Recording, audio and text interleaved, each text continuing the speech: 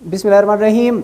अवैस अहमद की तरफ से rice college of management technology के यूट्यूब चैनल में एक मरतबा फिर आप सबको खुश आमदीद कहते हैं। आज हम जो पढ़ने वाले हैं वो है हमारे पास प्रिंसिपल ऑफ इलेक्ट्रिकल इंजीनियरिंग का चैप्टर नंबर 6 पढ़ रहे हैं, जिसका चैप्टर का नाम है इलेक्ट्रोस्टैटिक्स। इस सब्जेक्ट का कोड नंबर है 125। इससे प्रीवियस टॉपिक्स भी हम डिस्कस कर चुके हैं।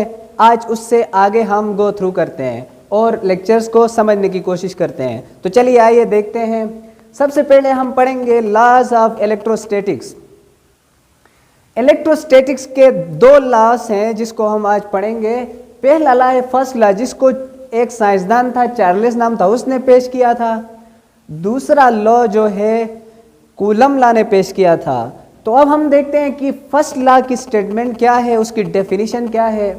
तो फर्स्ट लॉ जिसको चार्ल्स एक साइंसदान था उसने इसको डिफाइन किया था, वो ये है कि जो दो सेम चार्जेस होती है वो हमेशा एक दूसरे को रिपेल करती हैं, और जो दो अपोजिट चार्जेस होती है वो एक दूसरे को अट्रैक्ट करती हैं। तो वो यही कह रहा है, according to this law same charges repel each other while opposite charges attract each other. This is called first law of electrostatics. Now we move ahead towards second law. जो second law है उसकी definition क्या है। second law को coulomb जो एक साइंसदान था उसने डिफाइन किया था, उसने इस लॉ को पेश किया था। वो ये है कि फोर्स हमेशा जो होती है वो डायरेक्टली प्रोपोर्शन होती है प्रोडक्ट ऑफ चार्जेस के, और इन्वर्सली प्रोपोर्शन होती है स्क्वायर ऑफ डिस्टेंस के। अगर मैं कहूं कि यहाँ पे एक चार्ज है Q1, ये चार्ज जो है वो है Q2, तो इनके दरमियान जो डिस्टेंस होगा वो है R। तो वो ये कह रहा है कि जो फोर्स ऑफ रिपल्शन या फोर्स ऑफ अट्रैक्शन जो होगी वो डायरेक्टली प्रोपोर्शन होती है Q1 और Q2 के, और इन्वर्सली प्रोपोर्शन होगी स्क्वायर ऑफ डिस्टेंस के, यानी R के स्क्वायर के। तो चलिए देखते हैं मैथमेटिकली इसको कैसे लिखते हैं। Force is directly proportion to Q1 Q2, मतलब प्रोडक्ट ऑफ टू चार्जेस के डायरेक्टली प्रोपोर्शन है। इसी तरह इन्वर्सली प्रोपोर्शन है स्क्वायर ऑफ डिस्टेंस के। फोर्स और डिस्टेंस का जो यहाँ रिलेशन है वो इन्वर्स रिलेशन है।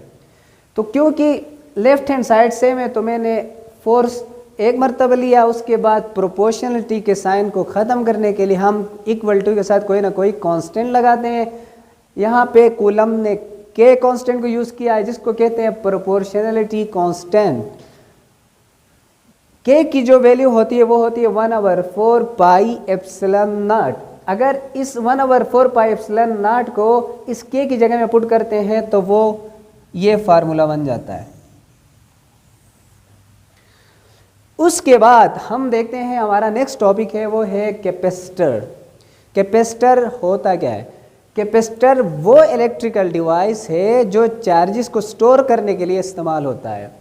Capacitor is an electrical device which is used to store electrical charges. अब उसके बाद है कैपेसिटेंस। कैपेसिटेंस होती क्या है। कैपेसिटेंस कैपेसिटर की वो एबिलिटी होती है जिसको यूज़ करके कैपेसिटर चार्जेस को स्टोर करता है। The ability of capacitor to store the charges. Capacitor की एबिलिटी स्टोर द चार्जेस को स्टोर करने की जो एबिलिटी है कैपेसिटर की, उसको हम कहते हैं कैपेसिटेंस। अब उसके बाद हम जो डिस्कस करने वाले हैं वो है टाइप्स ऑफ कैपेसिटर। कैपेसिटर के टाइप्स। कैपेसिटर के बेसिक जो टाइप्स होते हैं वो 2 टाइप्स होती हैं। एक होता है फिक्स्ड कैपेसिटर और दूसरा होता है वेरिएबल कैपेसिटर। पहला है फिक्स्ड कैपेसिटर, दूसरा है वेरिएबल कैपेसिटर।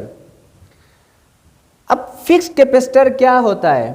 फिक्स्ड कैपेसिटर की डेफिनेशन है it is a type of capacitor which is used to store fixed amount of charges.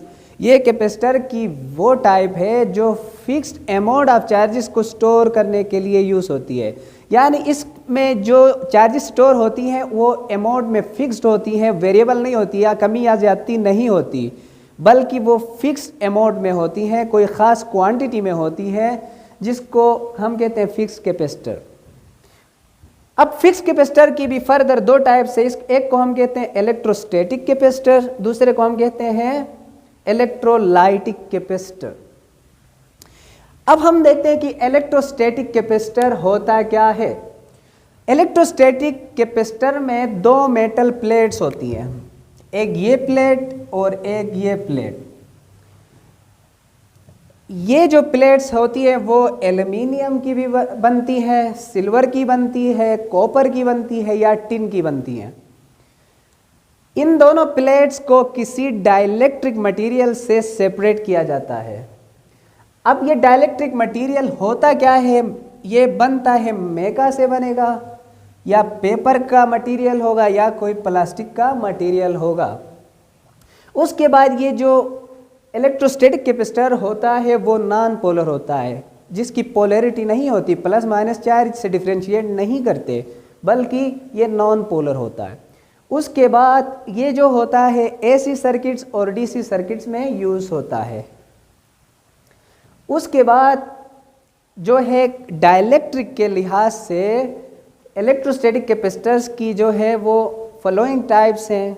सबसे पहला जो टाइप है वो है मेका कैपेसिटर, पेपर कैपेसिटर, उसके बाद सिरेमिक कैपेसिटर, चौथा है प्लास्टिक कैपेसिटर, पांचवा है आपके पास ग्लास कैपेसिटर और oil field capacitor. Dear students, उम्मीद करता हूँ आज का लेक्चर आपको समझ आ चुका होगा। मज़ीद लेक्चर्स को समझने के लिए, अंडरस्टैंड करने के लिए हमारे चैनल को लाइक, सब्सक्राइब और शेयर करना मत भूलिएगा। आज के लिए इतना ही, इंशाल्लाह नेक्स्ट लेक्चर के साथ दोबारा हाजिर होंगे। अभी के लिए इजाज़त दीजिएगा। अल्लाह हाफिज़।